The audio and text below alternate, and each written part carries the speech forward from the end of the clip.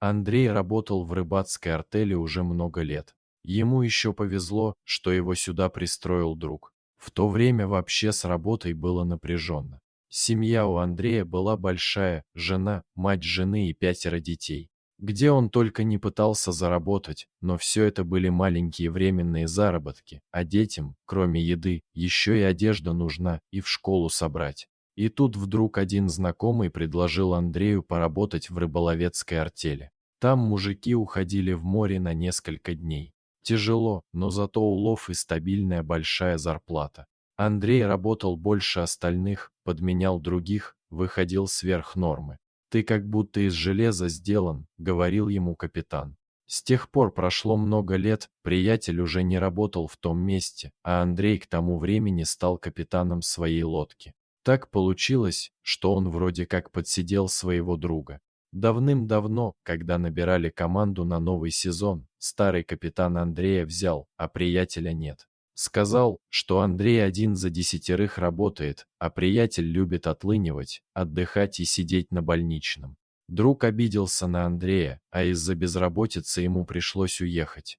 Когда Андрей стал капитаном, он хотел взять приятеля обратно, хоть и знал, что тот плохо работает, но чувствовал перед ним вину. Андрей пытался найти бывшего друга, но так и не получилось, даже родители точно не знали, куда он уехал. Годы шли, дети повзрослели, выросли и разъехались. Стал Андрей замечать какую-то холодность со стороны жены.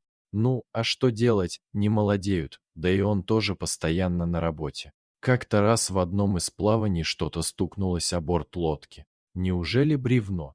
Не дай бог пробоина, подумал Андрей. Подскочил и побежал осматривать судно. К лодке прибился гроб. Вот это находка. Господи, откуда он здесь? Прямо посреди озера. Правда, неподалеку был остров, но он был совершенно необитаемый. На острове не было ни кустарника, ни травинки, только камни. Даже птицы там не гнездились. Андрей поднял команду, и мужики достали гроб на борт. Тут нужно понимать некоторый нюанс. Район у нас приграничный. Озеро хоть и не море, но на противоположном берегу уже другое государство. А значит, по всем законам, на наши воды распространялось морское право.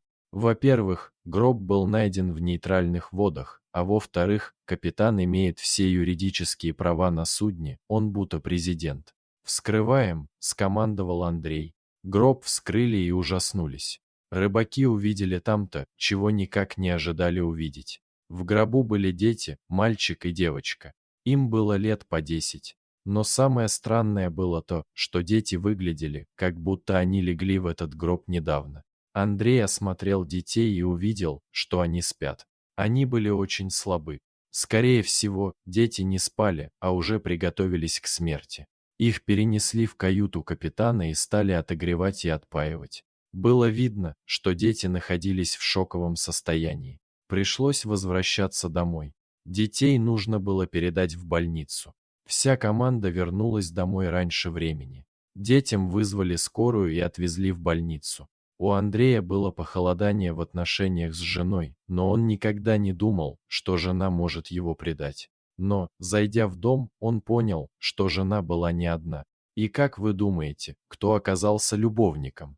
Правильно, тот самый друг, который затаил обиду на Андрея.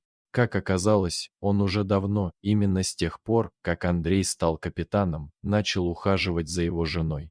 Потому Андрей и не мог его разыскать. Тот запретил родителям говорить, что живет в соседнем городе. Ну что ж, решил Андрей, жена сама сделала свой выбор. Скандалить и драться он не стал. Собрал спокойно вещи, оставив любовников наедине. Поехал в тот самый городок неподалеку, в гостиницу. На следующее утро Андрей проснулся разбитым, но, немного поразмыслив, пришел в себя. В конце концов, он капитан, и у него железная сила воли. Гораздо больше его интересовала судьба детей, которых они нашли в таких странных обстоятельствах, чем судьба неверной жены. Андрей пошел в больницу. Как раз сюда привезли детей. Они были уже в порядке, и Андрею было очень интересно, что дети ему расскажут. Их звали Руслан и Людмила. Они были погодками. Жили они со своими родителями в соседней деревушке. Жили бедно, почти в нищете, и главным желанием родителей было разбогатеть, только о деньгах они и говорили. Вполне возможно, Бог услышал их молитвы, а может и не Бог, а кое-кто другой. В общем, как бы то ни было, а однажды они получили наследство от какого-то дальнего и богатого родственника. С тех самых пор только раздор и ругань поселились в их доме. Родители никак не могли поделить, что и кому из них достанется. Может, они изначально не были хорошими людьми, а может, долгие годы нищеты превратили их в алчных монстров. Родители, позабыв о детях и о своих прямых обязанностях, стали спорить, кому из них что принадлежит. Мать переживала, что отец все спустит на выпивку. Она даже не понимала, что у него здоровья не хватит столько денег пропить. А отец, конечно, желал получить деньги, чтобы жена не спустила все на одежду. Так они и спорили, пока наконец Руслан не сказал им, что хватит ругаться, все равно потом деньги достанутся им с сестрой. И зачем он только это сказал? Зерно сомнения посеялось в головах родителей. Люди, ослепленные богатством, уже не являются на самом деле людьми. Родители решили, что дети хотят их ограбить и отнять наследство. Тогда они поступили очень просто, по их мнению. Они решили избавиться от конкурентов на наследство. Детей посадили в лодку и, не обращая внимания на слезы, вывезли на тот необитаемый остров. А что? Никто не увидит, никто не найдет. А если найдут, будет уже поздно. К тому же они всегда могут сказать, что дети сами туда заплыли. Несколько ужасных дней Руслан и Людмила провели на острове без воды и еды. Когда силы уже покидали их, в расщелине между камней они нашли старый гроб. Он был пустой.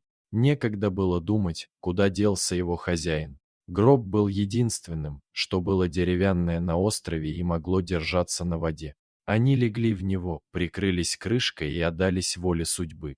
Вскоре сознание их покинуло. Андрей слушал детей и был просто в ужасе. Он не мог допустить, чтобы этих детей после больницы отправили к их алчным родителям. Андрей сделал все, чтобы их осудили за жестокое обращение с детьми. С наследством поступили так, не вдаваясь в подробности о законодательстве, может потому, что детей нашли в нейтральных водах, деньги было решено поделить пополам между детьми и заморозить, пока им не исполнится по 18 лет. Когда Андрей приехал домой, жены там уже не было. Ему было не очень интересно, куда она отправилась. Ему было гораздо интереснее другое, что будет с Русланом и Людмилой. Он подал заявку и усыновил их. Дети с радостью переехали к капитану, который их спас. Андрей переговорил со своими детьми, и они оказались не против, чтобы у них появились еще брат и сестра. Дорогие зрители, если вам понравилось это видео, то ставьте лайк и подписывайтесь на наш канал. До свидания.